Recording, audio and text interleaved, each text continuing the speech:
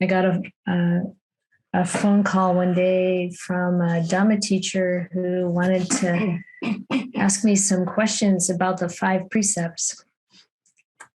And it was enjoyable to talk to her about what the Buddha said about the 5 precepts. And I gathered a few of those quotes of his, even though it comes up often in the suttas. I thought I would share some text with you.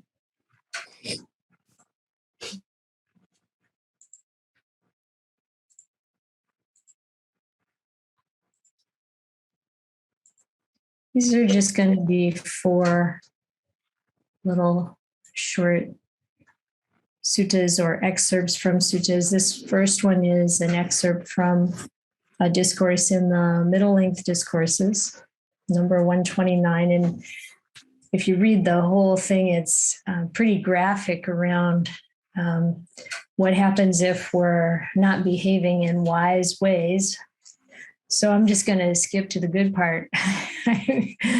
I have a feeling you don't need a lot of motivation for that, but it is nice to reflect on how important it is to keep the 5 precepts. And here the Buddha talks about a wise person and what it means to be a wise person. And he says there are 3 characteristics of a wise person. And they are that a wise person thinks good thoughts, speaks good words, and does good deeds. And the Buddha said, if that were not the case, how would the wise know them as a wise person, or as a true person is another way he says it. True person, when that comes up in the suttas, it usually means that they're a noble disciple. And that's gonna show up again. It's something the Buddha mentioned often, and a noble disciple is someone who, certainly those who are have attained some level of awakening. I'm hearing some noise. Let me see. Okay. I think that's probably it. All right. So a noble disciple is certainly those who have reached some level of awakening, stream entry, etc. But also people who are keeping the precepts and practicing to realize those levels of awakening. And I like what the Buddha says here about a wise person feeling pleasure and joy here and now. And he says that happens in 3 ways. He said, if a person is sitting in an assembly, or you're at some group or meeting, or you're sitting along a street, or you're sitting in the town square, and people are discussing what it says here, certain pertinent and relevant matters, then the wise person who abstains from killing living beings, taking what is not given, from misconduct and sensual pleasures, from false speech, from wine, liquor, and intoxicants, which are the basis for negligence, then that person thinks, well, these people are discussing these matters, and those things are not found in me. I'm not seen engaging in them. So, people talking about what's going on, and a lot of times that's about people doing bad things. And the wise person who keeps the precepts doesn't have to worry that they might be talking about them. And then if someone is caught, here it says a robber or culprit is caught, the wise person sees that they go through all kinds of suffering tortures inflicted on them. This is where it gets graphic earlier in the sutta. We're not going back to that right now, but because of evil actions, when someone is, caught, and even if they're not caught, the Buddha talks about that in other places, they're always worried. There's always some concern that they will get found out. But the wise person can think, yeah, those things are not found in me, and I'm not seen engaging in those things. And this is the second kind of pleasure and joy that the wise person feels here and now. And the last one I think is particularly beautiful. When a wise person is sitting on their chair or on their bed or resting on the ground, then the good actions that they did in the past, their good bodily, verbal, and mental conduct, cover them, overspread them, and envelop them. Just as the shadow of a great mountain peak in the evening covers, overspreads, and envelops the earth. So this is the same way that the good actions by body, speech, and mind cover the wise person. And then the Buddha says, the wise person thinks, I have not done what is evil. I have not done what is cruel. I've not done what is wicked. I've done what is good, and I've done what is wholesome. I've made myself a shelter from anguish. And when I pass away, I shall go to the destination of those who have not done what is evil, etc., who have made themselves a shelter from anguish. They do not sorrow, grieve, and lament. They do not weep, beating their breasts, and become distraught. That's the third kind of pleasure and joy that the wise person feels here and now. A wise person who has given themselves over to good conduct by body, speech, and mind on the dissolution of the body after death reappears in a happy destination, even in heaven. So, this is something that I don't know if you think about these things, but this is something that's good to remind ourselves of. That even if we did things that are wrong in the past, if we've changed that, we can really look at our life and our actions and have a sense of fundamental confidence and happiness, joy in our own behavior. And if there are things we're doing that are not in line with the precepts, we can decide to change that and change it today. And then over time, this feeling of safety and lack of anguish grows and develops in us.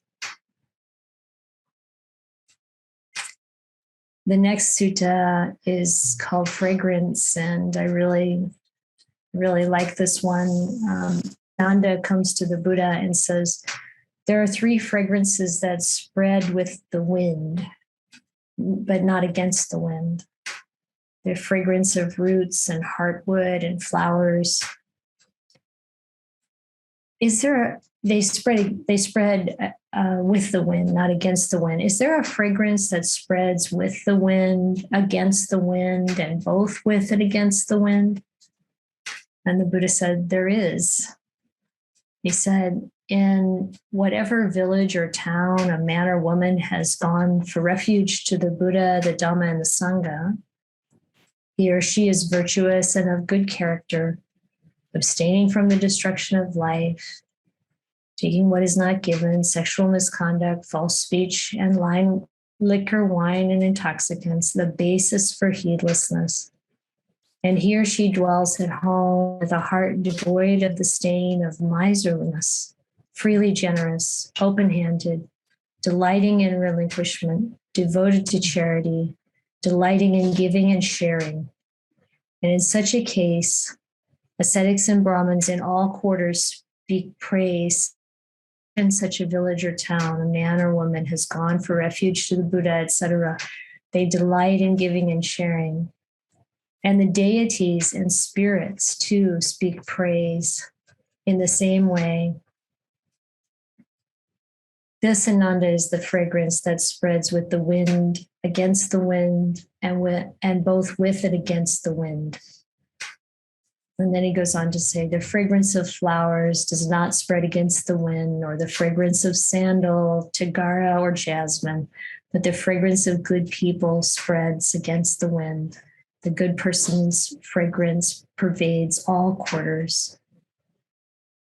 I really had an example of this once in Bodh Gaya, actually, where the Buddha was enlightened, and there's some powerful energy there by the Bodhi tree, and there are so many pilgrims that come there, but there's also so much that's going on in Bodh Gaya. It has a very sort of mixed feeling, and we went out to see a monastery, and it just has such a distinct energy, so clean and open.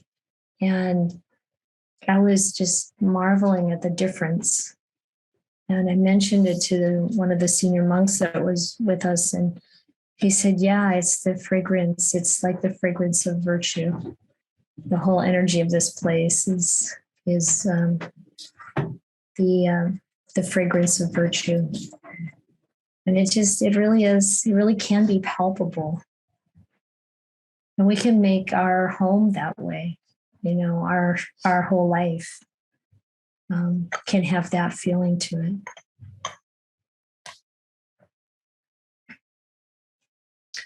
And then there's this one in the Book of Fives, 145, called Hell.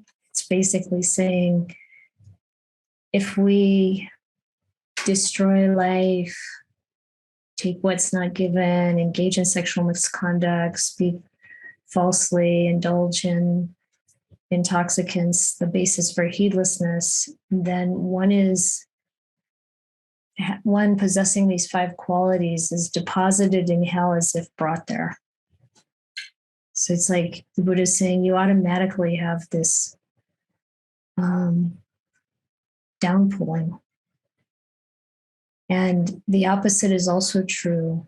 If we keep those precepts and live in that way, body, speech, and mind, then we're deposited in heaven as if brought there. So it's like this is the nature of it. In fact, the conversation I was having with this other Dhamma teacher, one of the questions she was asking was about the results of keeping the precepts. And I said, there is a place in the suttas. I wasn't able to lay my hands on it, but there is a place in the suttas where it says that if we keep the 5 precepts from the time we're born throughout our life, we automatically go to heaven.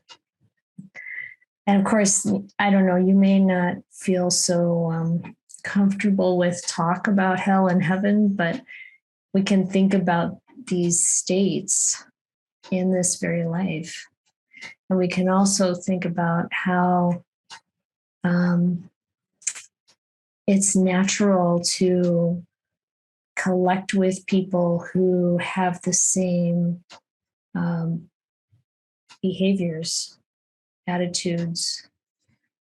And so it's natural that if we have good moral virtue, we're going to be with other people who have good moral virtue, regardless of which lifetime. And then finally, there's this sutta where the Buddha sees of the householder Anathapindika coming with 500 followers. And the Buddha says to Sariputta, you should know that any white-robed householder whose actions are restrained by five training rules and who gains at will without trouble or difficulty 4 pleasant visible abidings or dwellings that pertain to the higher mind might, if they so wish, declare themselves, I'm finished with hell, the animal realm, and the sphere of afflicted spirits. I'm finished with the plane of misery, bad destination, the lower world. I am a stream enterer, no longer subject to birth in the lower world, fixed in destiny, heading for enlightenment.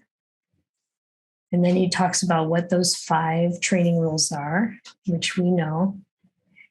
And the 4 pleasant visible dwellings are the unwavering confidence in the Buddha. And the language here is the same one we chant usually for our morning chanting and at sutta study on Wednesday nights, that the Buddha is an arahant, perfectly enlightened, accomplished in true knowledge and conduct, holy, knower of the world, unsurpassed trainer of persons to be tamed, teacher of devas and humans, and the enlightened one, the blessed one. Having that unwavering confidence, that's the first pleasant, visible dwelling that pertains to the higher mind. And then the second one is the unwavering confidence in the Dhamma, as well expounded by the Buddha, directly visible, immediate, inviting one to come and see, to be personally experienced by the wise. And the third one is the unwavering confidence in the enlightened Sangha, that they're practicing in a good way, straight way, true way, proper way. And then it talks about those four people: stream entry and those who are practicing for stream entry, once returning and those who are practicing for once returning, non-returning and those who are practicing for non-returning, arahants and those who are practicing to be arahants. It's this being on the path, going in the right direction. And so the confidence that there are people who have done this since the Buddha's time and still are. The noble disciple possesses the virtuous behavior loved by the noble ones. So really keeping those precepts in a beautiful way. They talks here about being unbroken, flawless, unblemished, freeing, praised by the wise, leading to samadhi. And of course, we've talked many times about the basis of virtue as an essential for our deep samadhi. So that's basically what I had to say. There's a verse here, but I think I'll save it. Are there any questions or comments at this point?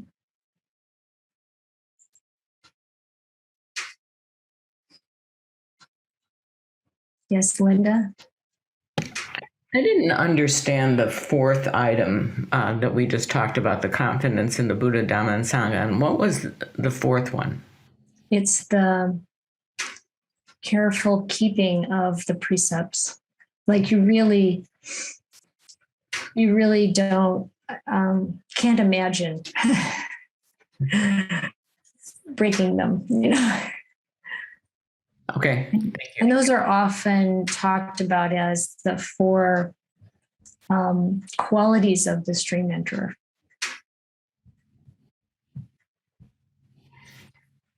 Yeah, thank you. Is Cynthia? Hi. So as you can imagine, I've been doing a lot of reflecting on some of this kind of stuff, like especially for the, day or two before my surgery. And some of what was you talked about here about the comfort, reflecting back on my years of practice and how, I don't know what's going to happen when I die. I don't think I'm a stream enterer or any of that kind of stuff, but it's just like having some comfort in knowing that I have done what I could for many years to live in a way that it limits harm and that is with compassion and that sort of thing. But the other thing really specifically was the last 24 hours before my surgery, and knowing that there was a pretty small chance that I would actually die. But they were drilling into my brain. You don't know. So there was that there. But the bigger thing was just this thought of the possibility of losing my conscious ability, which, in terms of Dharma practice would be, pretty comparable. And so I found I would keep asking myself, okay, if this is the last chance I have to focus my mental activity, what do I want to be doing? And so it really came down to spending all the time that I could. Basically, I was doing a lot of metta practice and karuna practice and reciting metta chants and, doing everything I could to just use those possibly last moments to direct the mind in a wholesome way. So wherever it was going next, that it would help. It would help somehow. I also had, this is kind of, you didn't address this so much specifically, but similar to talking on the precepts, some interesting reflections about right speech and using speech and going, thinking about who I was going to talk to about what and stuff like that. And the whole, is it true? Is it useful? Is it timely? Is it kind? And there was a period of time where I knew what was going on. Like I knew I had a brain tumor, but there was nothing else known. Didn't know what it meant, didn't know what the treatment was going to be, didn't know. And I knew it was going to be that way for a few days. And I made the choice not to tell my family right away.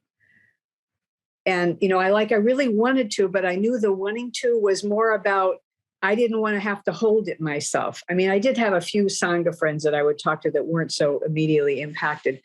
But it's like I just kept, is it well, it was true. Is it useful? Is it kind? Is it going to be beneficial? And there didn't seem to be, it wasn't going to help anything for 6 or 7 other people to be sitting with this anxiety without knowing anything about what was happening. So I chose to just, wait for a few days until more was known.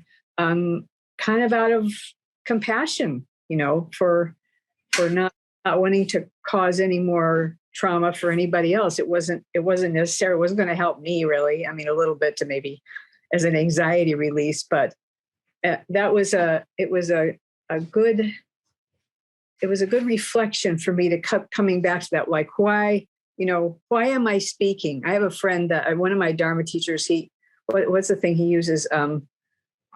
WAIT. He uses acronym WAIT. Why am I talking? And it was kind of that kind of thing. So there's been some great Dharma teachings in this, and I'm sure there will continue to be. So thank you. Glad to be here. Thank you, Cynthia. And it's all because of all the work you've done so far. Because, this is how we train the mind. And we train the mind for those times. We train the mind for all these reasons that we just read, to have a comfortable, joyful, abiding here and now, to know we're not blamable, to know, that if people are criticizing us, if it's something serious, it's not true, and, all that kind of thing. And then, training the mind, because we are all subject to these conditions where our attention gets very narrow because of everything that's happening. And then what do we want in that little space with us, when the mind has to become so focused on what's going on, either regarding someone that we are caring for and responsible for, or love, or our own self. Mm-hmm. So thank you so much, Cynthia. Thank you. I knew there was a reason to talk about this today. I didn't quite know what it was. Yeah, it's really huge. We may think, the precepts, it's kind of Buddhism 101. Yeah. If I could say one more thing too, the other thing that I noticed that off and on was realizing that, especially in this time of kind of waiting and just coming up of, I just don't know what's going on. It's so uncertain. This could happen. And at some point I realized, that's really how it always is. Except most of the time, we are able to delude ourselves into thinking that things are stable and we know what's going to happen until something like this happens and it's right in your face. And it's like, oh yeah, it really is unstable. You really don't know what's going on. You really don't know, if you're going to live or die in the next day. But we pretend that we, can hang on to that. Exactly. Thank you for that. I got that message loud and clear years ago when the woman living next door to Baigiri found out she had cancer, and they couldn't do anything about it. And she knew she might not even be able to go home from the hospital. And she said, "But I'm so grateful." Her whole response was gratitude. And it's like I thought I want to have that reaction. I want to have the build up the understanding of the Dhamma and the clarity and the actions, the good actions, so that I can have that response. And it's just like what you said, Ajahn Pasano that night giving the talk said, we think we know what we're going to be doing. We have all these plans, but we don't really. This can change anytime. And regardless of how old we are, how young we feel, whatever, this world is so uncertain. But see how we lay in the things we can count on, and we build them into our life. The refuge in the Buddha Dhamma Sangha, the practice, the habits of coming back to those basics of practice. Just you had those chants ready in your mind from long practice. And I often think if there's something that's throwing me off in life, it's probably something so far, most of the time, it's something pretty small. I have to practice with this so that I'm ready for the bigger things.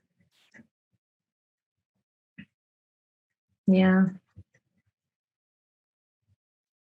And when we look at the precepts, each of us may have challenges with a particular one. And it's good to look deeper into that one. If it's challenging to keep them. And we all have those challenges. I mean, this is how we have to move from wherever we started in this lifetime with whatever desires and aversions and tendencies and patterns and habits that we came into this life with, moving towards more purity of mind. And the precepts really keeping moral virtue really is a prerequisite for purity of mind. And purity of mind is what gets developed, and that helps us to keep the precepts. Kind of works together. But, having challenges around those basic precepts, that's really where the signals as to what we can focus on, that's really going to improve our life, improve our whole feeling of our whole sort of confidence, the confidence in the Buddha, Dhamma, and Sangha, confidence in ourselves. It's powerful.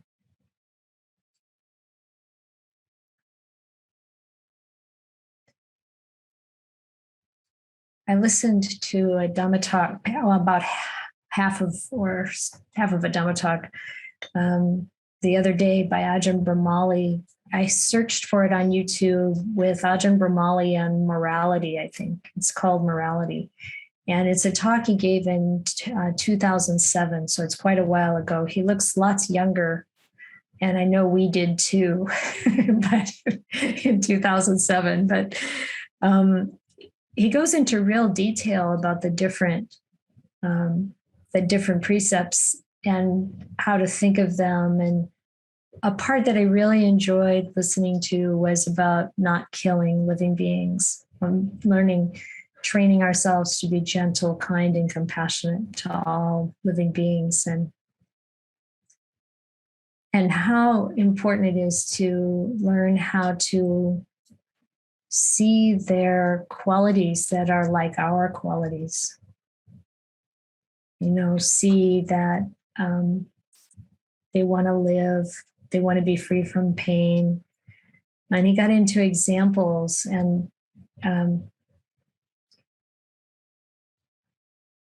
one of the stories he told was about, he lives in Australia, and he was sitting with his bowl of food on his walking path, and it's covered and I think has a wall next to it, and this kangaroo came into his walking path, and he's sitting on a bench on one end, and this kangaroo is coming down the walking path, coming towards him.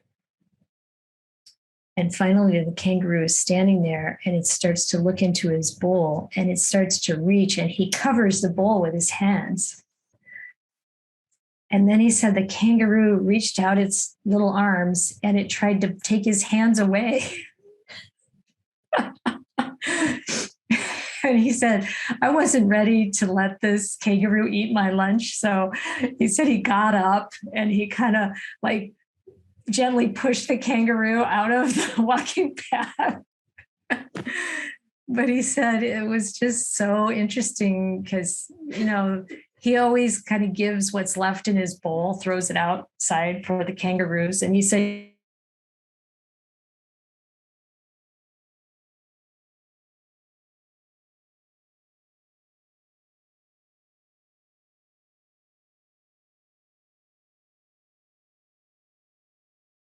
they want that. And then he said they get angry with each other, fighting over it sometimes. And then he was just kind of amazed that this kangaroo would come and do that, and of course, I'm sure he shared what was left of his food afterwards. But when we see other living beings with these same qualities we have as human beings, like I capture spiders and I take them outside, but there's a little period of time there where they're really afraid.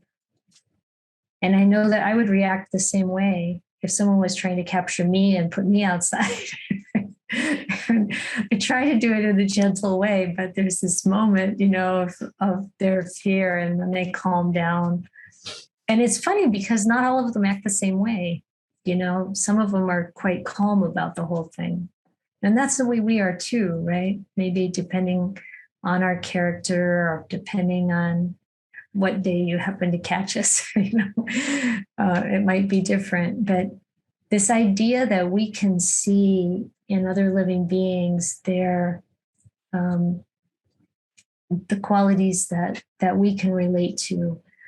He actually talked about kind of personifying and maybe even, projecting a bit, but whatever it takes to calm our own wishes to get rid of something, or that harshness in us that we might have, or fear. Anyway, just one example of going deeper into a precept. Aiden? Hi. When you're talking about killing another being, I have a lot of sadness when it comes to animal deaths, and I have domesticated animals at home, and there are pests that I actually need to kill, like fleas, and so I actually feel really bad that I have to take their lives. Mm-hmm. And that's it is what it is. And when it rains, there are snails that come out, and I really tried my best to not step on them. and like the chances, the times when I do step on them, it makes me like cry and makes me so sad. It's like, oh my God, I'm so sorry. And like it's like just sometimes like crying and feel really bad about it. And yeah, I kind of say like an internal prayer or well-being, like, hope you have a good rebirth, and I'm I'm sorry. And I just have a lot of like deep feelings for these animals, like when I hear the news about, oh, like, certain animals dying from abuse, or just unfortunate circumstances. I just, yeah, it's just like it tugs at my heart. And yeah, sometimes more than like humans, because I have a really great connection with animals. Like I have a way with animals, and like my friends tell me. And yeah, that's one of my I guess suffering. Yeah. So you're bringing up a really important point, I think, Aiden. Because the Buddha wanted us to practice, developing that tenderness in the mind, or that kindness. But he also wanted us to practice to let go of sorrow, lamentation, pain, grief, and despair.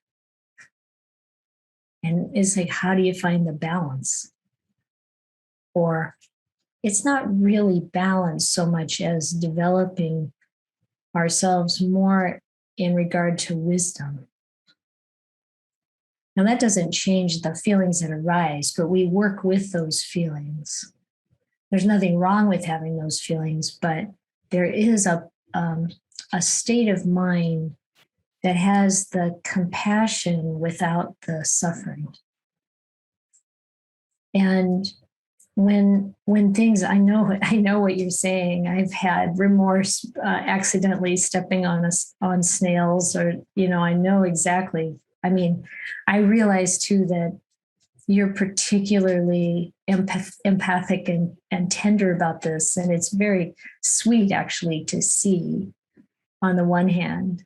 And there's a development, we are kind of a path to development we can take where the inner pain gets resolved, but it's not just around the animals, it's around life. And this is true for all of us, to recognize that our development on the path brings about equanimity. It's infused with wisdom. We see, I like your approach of that blessing that you send with them. We can also send a certain how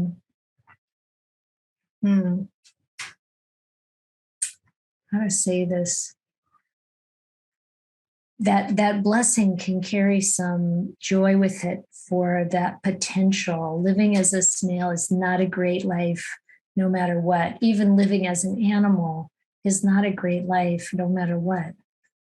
There's always fear. You're always subject to someone else's harshness or conditions that you can't remedy.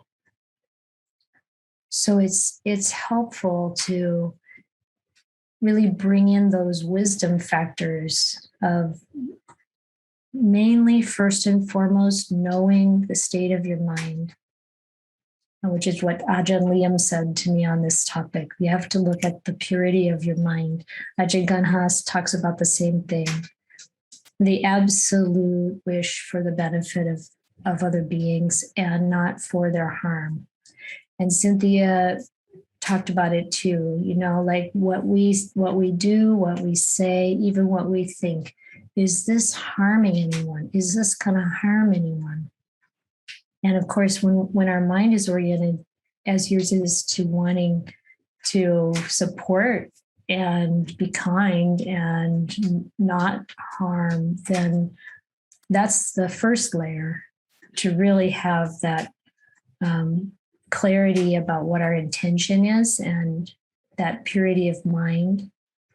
And then working with whatever feelings we have that pull us into,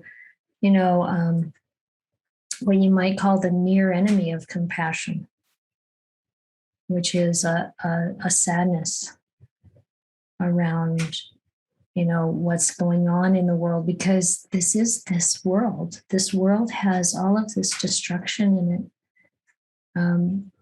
This world has all of this, cruelty and uncertainty, and everything is, including our own bodies, including ourselves, subject to coming to an end. And so to recognize that there's nothing wrong about that. That's just how things are. That when we really see the Dhamma, there's joy. When we really get how impermanent it all is, there's joy. Those living beings will go on and hopefully go to the point where they can develop this kind of wisdom and clarity and love without attachment. That there's this reality of samsara and how it works. And then there's the seeing of the true Dhamma and the complete liberation from suffering.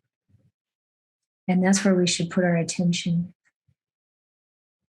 So it's a practice. It's like, yes, for some people, there needs to be a practice to become more empathetic and caring and really harmless. And for others, we have to look at how can I bring more wisdom into my experience and really understand with equanimity that these are the situations that we encounter in life and that it's okay. I hope that's making sense, Aiden. I want to both honor where you are and encourage a real release from suffering. Like, I wanted to add that when animals suffer at the hands of humans, I just have a lot. It's a little hard to hear you now. Can you get closer to the mic? Oh yeah, can you hear me? Is it better? This is better. Okay, so like I have a lot of, I guess, certain feelings towards humans when they create a lot of suffering for these animals. And so at times it's hard for me to have compassion for, the two-leggeds. And so it's like all these different emotions that come up. And sometimes I don't know how to like really sit with those feelings. Like on the one hand, it's like I want to have more compassion during those instances. And then on the other side, I feel like these animals deserve so much justice and rights, because here, like in the world, animals are considered things and not beings, and so they don't have a lot of rights. So the work then becomes equanimity, because it's not just the animals that suffer, but children suffer, and elder people suffer, and people in wars suffer, and people who are subjected to all kinds of disease suffer, and people who are born with, various kinds of ailments and deformities suffer. And you just look anywhere in the world and you see this suffering. And you can also see cruelty. And you can see people doing the wrong things. And it's just like the Buddha said, their life's hell, here and later. And what we can do is recognize that is the way things work here in this world. And we have the ability to choose to not be part of that and to be part of what's good, wholesome, give that example. But the understanding of that nature of samsara motivates, it's more than that. It's like the more we take in that reality, the happier we become, because we recognize that that's just the nature of this realm. It has dark and light karma. And the more we bring ourselves into the light side of it, the more we can do to help. It's like tipping the balance, but it's tipping it towards realization of the truth and being that kind of example in the world that helps others realize it too. So it's like, and yes, we have to like be with those feelings, but not from a place of perpetuating the sadness. Or the work is really to be present with those feelings as we see those feelings and experience them as impermanent, moving through us. And to whatever degree we learn, we learn how other beings feel. We learn how we can learn what the Buddha said about feelings just being feelings, a strong indicator of where we can put our attention in order to awaken. We don't want to stay caught up in this samsara. We want to step out of it. And this is the whole message of the Buddha. Start with virtue and faith, and develop our meditation and those divine states of abiding. And it's like this is a path that's definitely leading us to a place where we can see what's going on. We know what's going on. We can help, but we come to it from wisdom and compassion both. So it's like, well, sometimes that seems like a pretty high mountain to climb, but all along the way, we see the benefits for ourselves.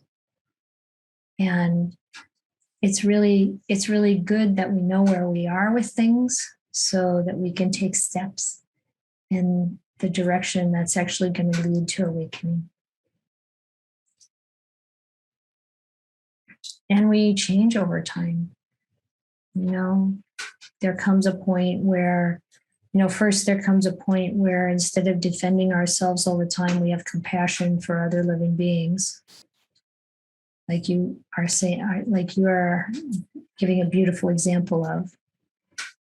And there comes a point in time when our anger and resentment towards the people who are doing wrong things falls away, and we have compassion for them.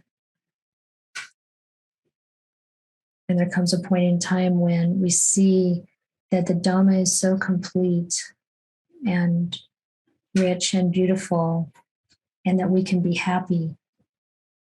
But it's not like being happy with things just going the way we want or just seeing the beautiful side of samsara.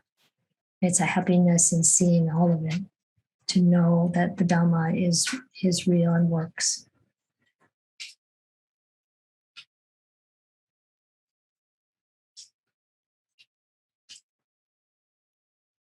Any comments? Anything you want to add to that? Anyone? Oh, I want to add or have a question about one more thing. Is equanimity upekkha? Yes. Yeah, so that's really challenging for me to. I mean, that's what I strive for, equanimity, and not to get knocked down by all the different big waves, so to speak. And it's like very challenging. I feel like I'm a newbie at this equanimity face. Yeah, it is challenging, and the way to do it is with the Four Noble Truths. So the waves come and you observe them, feel them moving through your body, and you watch them go away again. And if at the same time we're also developing the other parts of the path, then gradually our kind of resilience builds. And we see that everything falls apart and we are still happy. We can still be happy. In fact, seeing that everything falls apart, knowing that that's its nature, we realize there's nothing to be unhappy about as it happens.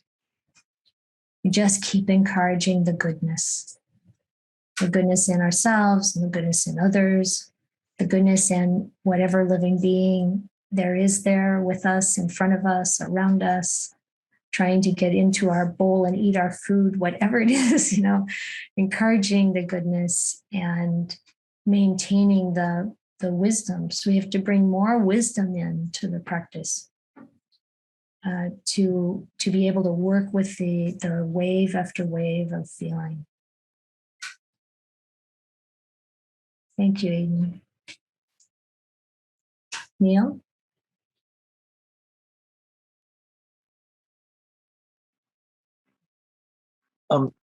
And then isn't it also true that once you're in that place of equanimity where you're not letting the emotions sort of drive you,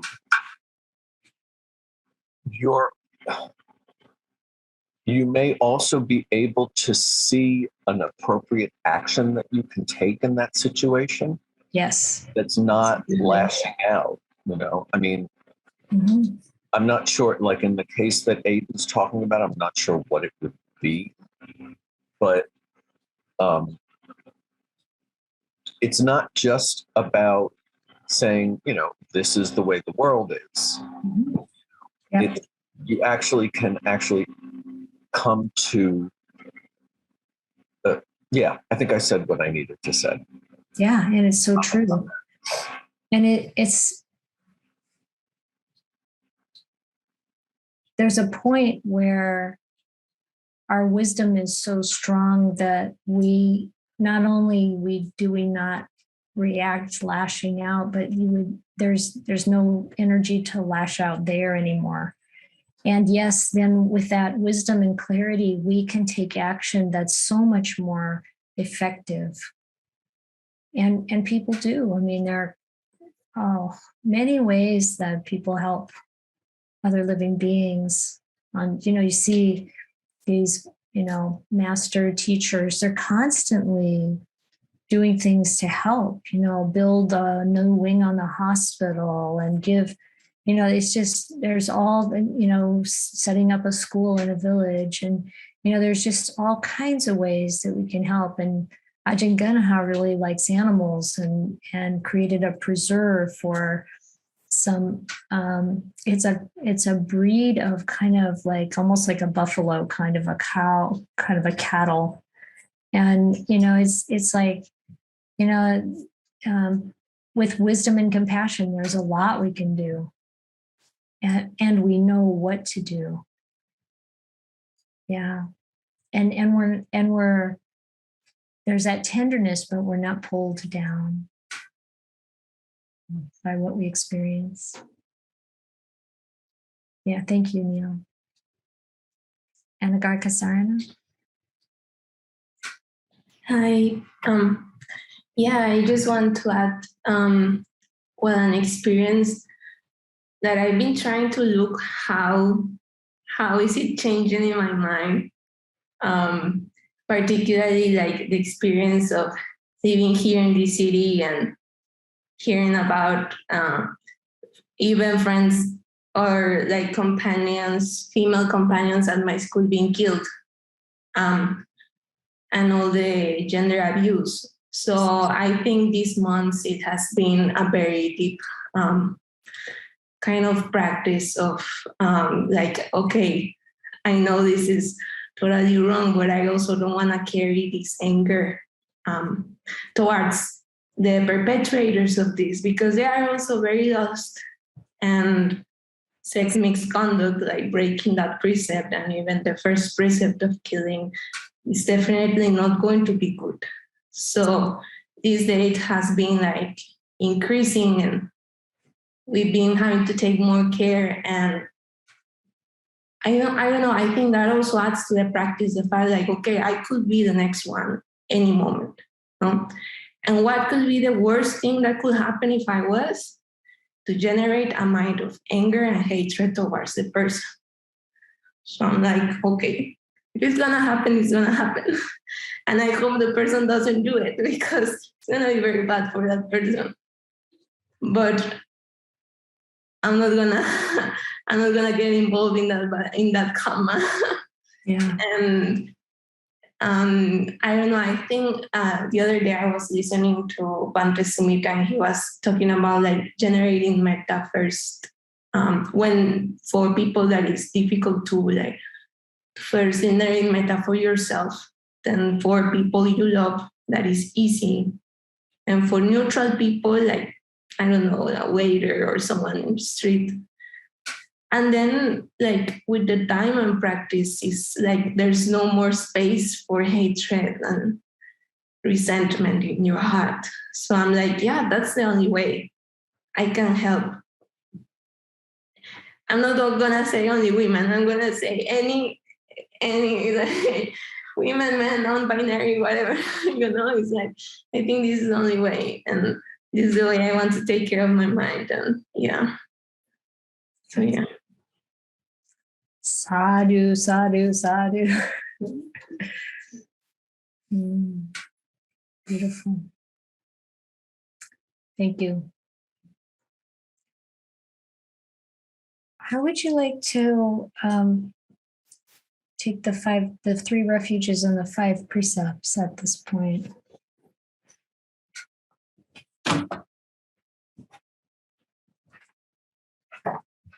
I give you the opportunity, and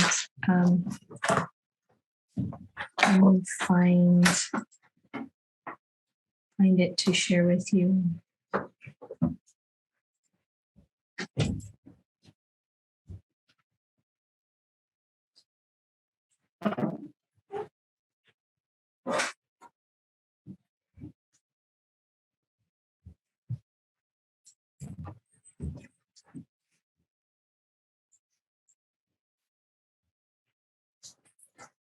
I find this practice incredibly beautiful. Every time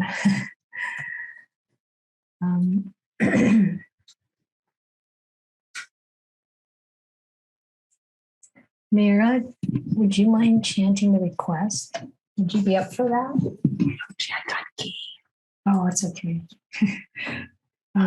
Or you can just pass. That's okay too. Would you like to? Sure.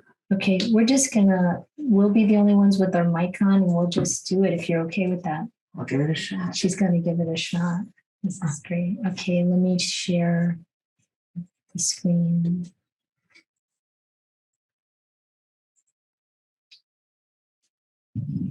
I think they're going to be able to hear you. Yeah. So people should all bow together. You can bow now.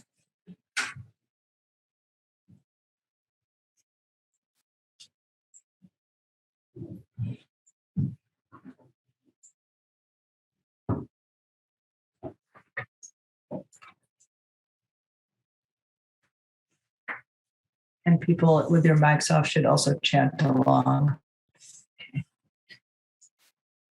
Mayam Ayya Tisarena Saha. Oops, I'm on the wrong ones. I'm on the 8 precepts. Okay, sorry. I'm going to start again. Apologies. Mayam Ayya Tisarena Saha Pancha Silani Yachama Dutiyampi Mayam Ayya Tisarena Saha Pancha silani yachama tatyampi mayamayan tisarena saha pancha silani yachama. Namo tassa bhagavato arahato samma sambuddhassa. Namo tassa bhagavato arahato samma sambuddhassa.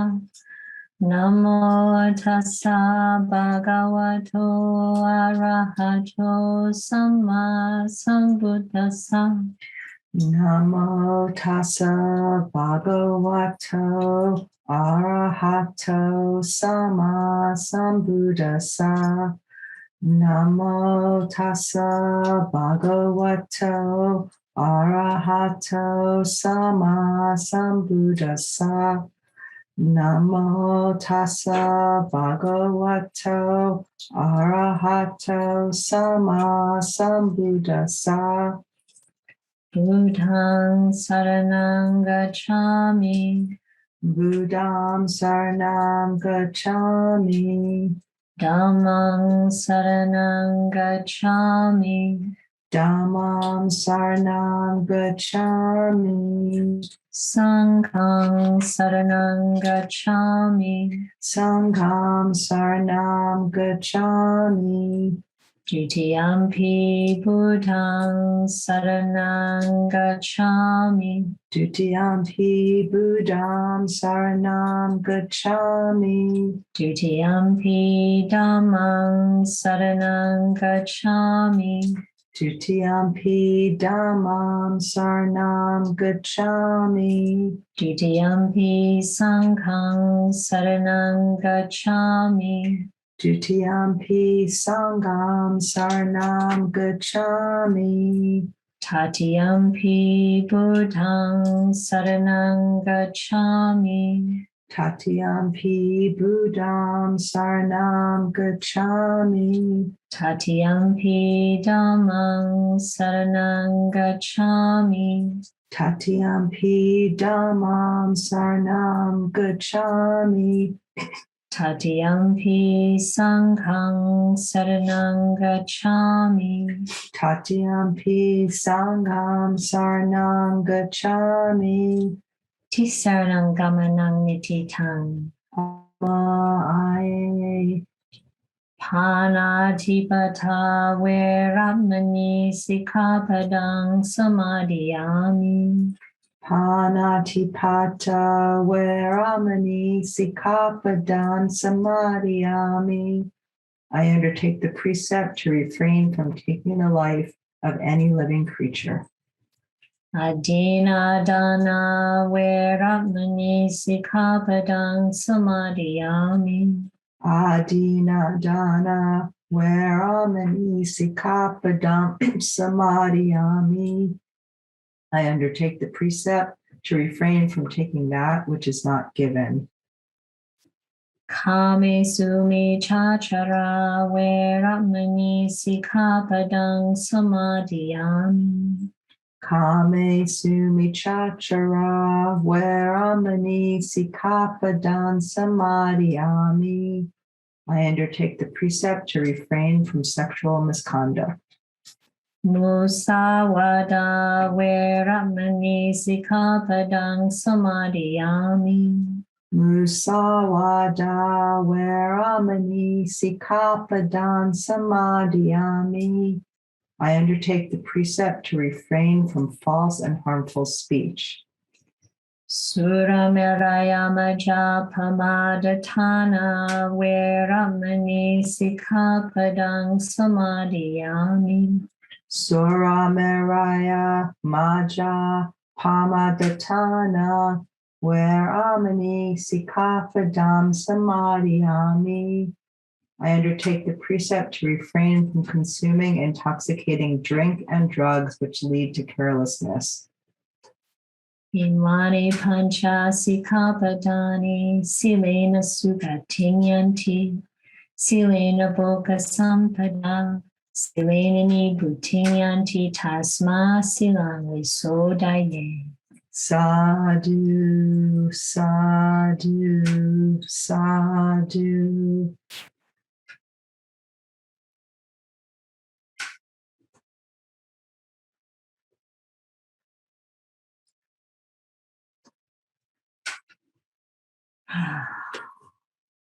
Beautiful. Always makes me so happy. Just hearing those precepts chanted, I'm so happy for everyone who lives by them, for all of us. It's truly a beautiful thing. And if anyone wants to explore any of them more, or any challenges you have, or anything with us privately, you're welcome to call us.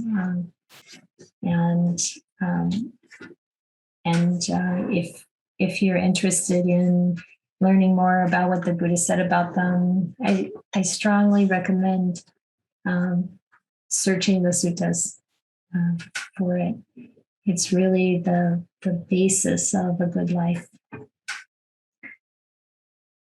Would you like to meditate for the rest of the time? Okay. Please become comfortable where you are, wherever you are. I